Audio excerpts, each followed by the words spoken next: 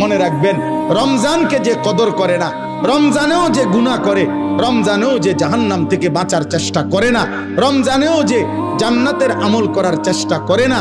ভাই আমার, ছেলেরা আমার, বাবা আমার, পর্দার আড়ালের মা বোন আমার, সবাইকে এই শেষ কথা বলি। আল্লাহ রসুল বলছে, জিব্রাইল আইসা রমজানের শেষ দিন নবীজিকে আইসা বলে গেছে, ইয়া রসুল আল্লাহ, এত বড় রমজান পেল, ইফতার, সাহারি, তারাবি, এতেকাফ, শবে কদর, প্রতি ঘন্টা মিনিটে এত মাফ নেওয়ার সুযোগ থাকার পরেও যেই নাফরমান জাহান্নাম থেকে বাঁচার চেষ্টা করে নাই, গুনাহ থেকে আল্লাহর কাছে মাফ নেয় নাই, জান্নাতের জরুর আশা পূর্ণ করতে পারে নাই, আমল করতে পারে নাই, খোদার কসম নবীজি বলছে, জিব্রাইল আইসা বলছে, ইয়া রাসূলুল্লাহ, এমন নাফরমানের উপরে আল্লাহর লানত, আল্লাহর লানত, লানত, লানত। নবী বলছে আমিন।